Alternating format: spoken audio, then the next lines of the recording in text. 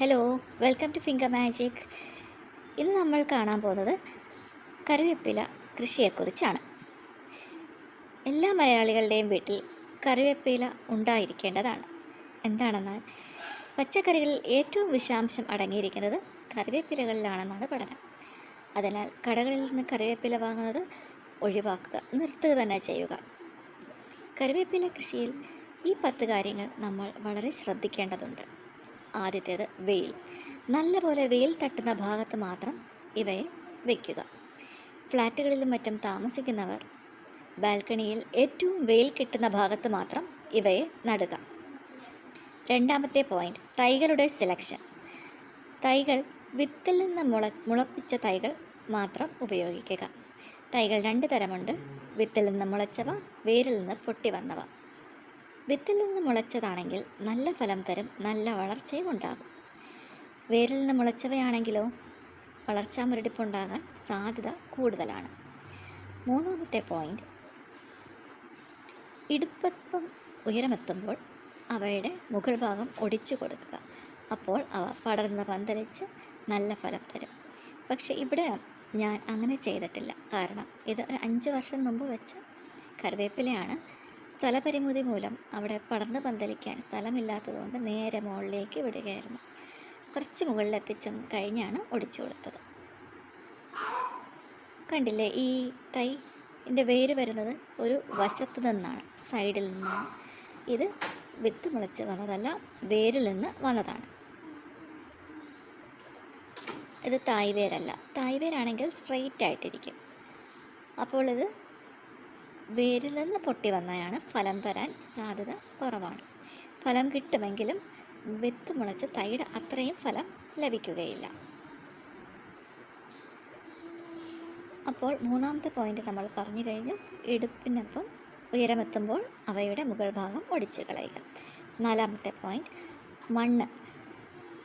അവയുടെ മൂട്ടിൽ നമ്മൾ കുറച്ച് ചെങ്കല്ല്, ഓട് പൊടിച്ചത്, ഇഷ്ടിക പൊടിച്ചത് ഇവയൊക്കെ ഇട്ട് കൊടുത്താൽ നല്ലതാണ്. പ്രത്യേകിച്ച് ചെറിയ ചെടികളുടെ കാര്യത്തിലാണ് ഇത് വളരെ ശ്രദ്ധിക്കേണ്ടത്. വലുതായി കഴിഞ്ഞാൽ പിന്നെ അത്രയും കുഴപ്പമില്ല. അഞ്ചാമത്തെ പോയിന്റ്, വളം. ചാണകപ്പൊടി, എല്ലുപൊടി, വേപ്പിൻ പിണ്ണാക്ക് ഇവ നല്ലതാണ്. ചാണകപ്പൊടി, ഉണക്ക ചാണകപ്പൊടി തന്നെ വേണം ഉപയോഗിക്കാൻ. പച്ച ചാണകം ഉപയോഗിക്കരുത്. എല്ലുപൊടിയിൽ നല്ല ഫോസ്ഫറസ് ഉള്ളതുകൊണ്ട് നല്ല വളർച്ച കിട്ടും.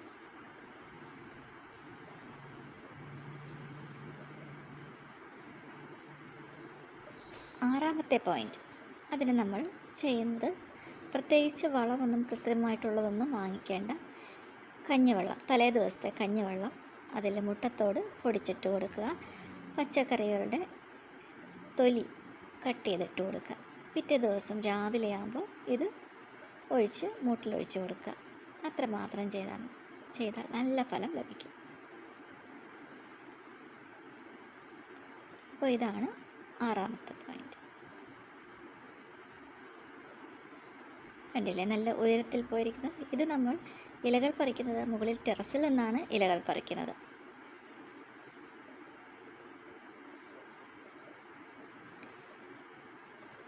പിന്നെ ഇവയുടെ വിത്തുകളുടെ സെലക്ഷനും വളരെ പ്രധാനമാണ്. വിത്തുകൾ സെലക്ട് ചെയ്യുമ്പോൾ നല്ല കറുപ്പ് നിറമുള്ള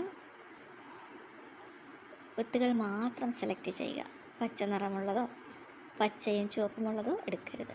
കണ്ടില്ലേ, ഇതിൻ്റെ വേര് സൈഡിൽ നിന്നാണ് വന്നിരിക്കുന്നത്. അപ്പോൾ വേരിൽ നിന്ന് കിളിർത്ത് വന്ന തൈയാണിത്. ഇതിന് ഫലം കുറവായിരിക്കും. ഞങ്ങളുടെ മിട്ടു പട്ടിക്കുട്ടി കാണാൻ വന്നിരിക്കുക എന്താ ചെയ്യുന്നതെന്ന്. അപ്പോൾ സൈഡിൽ നിന്ന് വന്ന വേരായതുകൊണ്ട് ഇതിന് തായ്വേരല്ല, വിത്തിൽ നിന്ന് മുളച്ചതുമല്ല. ഫലം കുറവാകാനാണ് സാധ്യത. ഇനി നമുക്ക് നോക്കാം, വിത്ത് മുളച്ച് വന്ന തൈകളുണ്ടോയെന്ന്. എന്തായാലും ഉണ്ടായിരിക്കും. കാരണം ഒരുപാട് വിത്ത് ഇതിൻ്റെ മുകളിൽ ഉണ്ട്, മരത്തിലുണ്ട്. വിത്ത് സെലക്ട് ചെയ്യുമ്പോൾ നല്ല കറുപ്പ് നിറമുള്ളത്, കറുത്ത മുന്തിരി പോലെ കുലകളായിട്ടാണ് അവ ഉണ്ടാകുന്നത്. കണ്ടില്ലേ, ഇത് തായ്വേരാണ്. സ്ട്രെയിറ്റ് ആയിട്ട് പോയിരിക്കുന്നത് കണ്ടില്ലേ. അപ്പോൾ ഇത് നല്ല ഫലം തരുന്ന ഒരു തൈയാണ്. അപ്പോൾ ഈ തൈ നല്ല ഫലം തരും. സ്ട്രെയിറ്റ് ആയിട്ടുള്ള വേര് തായ് വേരാണ്, വിത്ത് വീണ് മുളച്ചതാണ്, നല്ല ഫലം തരുന്നതാണ്. അപ്പോൾ ഇങ്ങനെയാണ് നമ്മൾ തൈ സെലക്ട് ചെയ്യുന്നത്. ഇനി നമ്മളിത് വിത്ത് മുളപ്പിച്ചെടുക്കുന്നത് എങ്ങനെയെന്ന് നമുക്ക് കാണാം. വിത്തുകൾ പാകമാകുമ്പോൾ നല്ല കറുപ്പ് നിറം, കറുത്ത മുന്തിരി പോലെ കുലകളായിട്ടുണ്ടാവും. പച്ച നിറമുള്ളതോ പച്ചയും ചുവപ്പും കലർന്നതോ ചുവന്ന നിറമായതോ സെലക്ട് ചെയ്യേണ്ട, കറുപ്പ് തന്നെ സെലക്ട് ചെയ്യാം.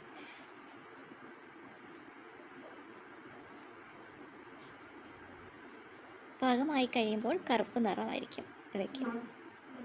ചെറുതായിട്ടൊന്ന് ഞെക്കി കൊടുക്കുമ്പോൾ അതിൻ്റെ ഉള്ളിലുള്ള കുരു പുറത്ത് വരും. എന്നിട്ടാണ് നമ്മൾ നട്ടു കൊടുക്കുന്നത്.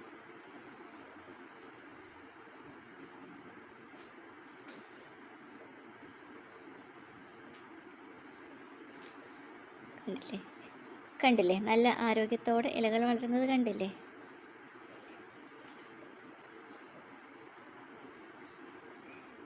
കഞ്ഞിവെള്ളം തളിച്ചു കൊടുക്കുന്നത് പുഴുശല്യത്തിന് നല്ലതാണ്. കഞ്ഞിവെള്ളം തളിക്കുന്നത് പ്രത്യേകിച്ച് തളിരിലകളിൽ തളിച്ചു കൊടുക്കാൻ ശ്രദ്ധിക്കുക. അപ്പോൾ നല്ല ഇലകൾ വളർന്നു വരും.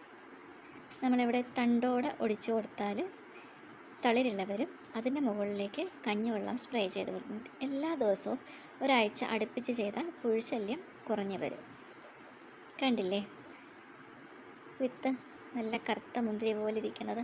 അത് സെലക്ട് ചെയ്യുക. ഒന്ന് ഞെക്കി പൊട്ടിച്ച് കുരു പുറത്തോട്ടെടുത്തിട്ട് നമ്മൾ മണ്ണിൽ നട്ടു കൊടുക്കുക.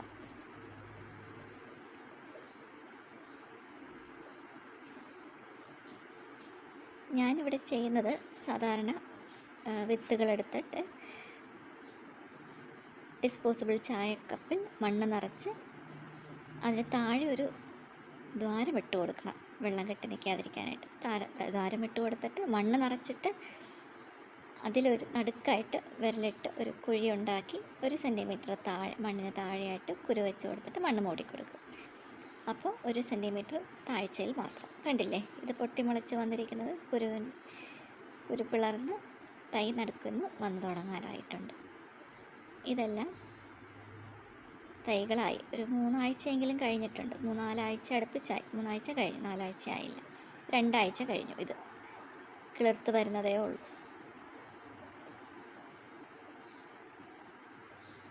കണ്ടില്ലേ കിളിർത്ത് വരുന്നത്? 2 ആഴ്ച കഴിഞ്ഞു. ഇത് ഒരു 3 ആഴ്ചയൊക്കെ അതാണ് നീളമുള്ള തൈകൾ. സ്വല്പം കൂടെ വളർച്ചയായി കഴിയുമ്പോൾ നമുക്ക് ഇവയെടുത്ത് ചെടിച്ചട്ടിയിലോ മണ്ണിലോ ഗ്രോ ബാഗിലോ നടാവുന്നതാണ്.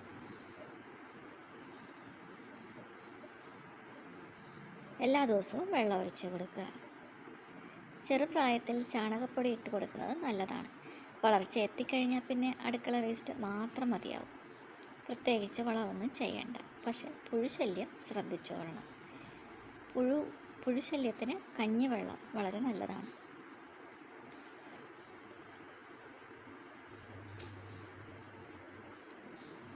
ഞാനിവിടെ ഒരു 16 വിത്താണ് ഇട്ടത്. അതിൽ 3-4 എണ്ണം മുളച്ചില്ല, ബാക്കിയൊക്കെ ശരിയായിട്ടുണ്ട്. കണ്ടില്ലേ തായ് വേര് വിത്ത് മുളച്ച് വന്നതാണ്. സ്ട്രെയിറ്റ് ആയിട്ട് പോകുന്നത് വേര് കണ്ടോ? തായ് വേര്. ഇങ്ങനെയുള്ള തൈകൾ സെലക്ട് ചെയ്യുക.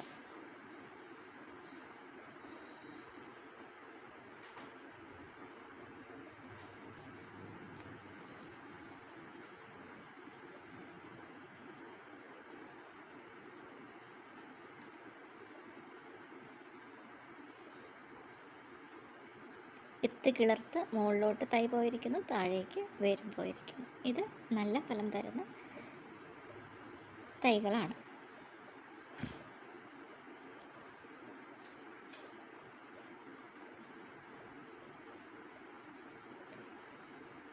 ചില കപ്പുകളിൽ 4 തൈകൾ വരെ ഉണ്ടായിട്ടുണ്ട്.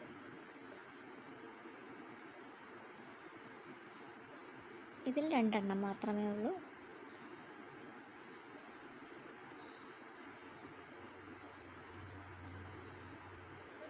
രണ്ട് 3 വെച്ച് നമുക്ക് ഇട്ട് കൊടുക്കാം. എല്ലാം ഒന്നും കിളിർക്കത്തില്ല.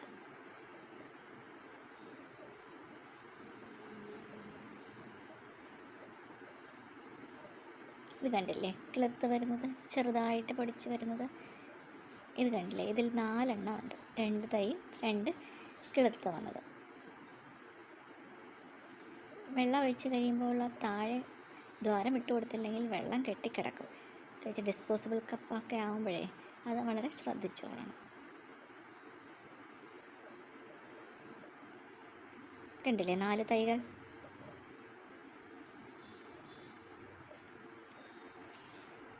ഇടുപ്പിനൊപ്പം ഉയരമെത്തുമ്പോൾ ഒടിച്ചു കൊടുത്താൽ ഇതുപോലെ സൈഡിലേക്ക് വളർന്നു തുടങ്ങും.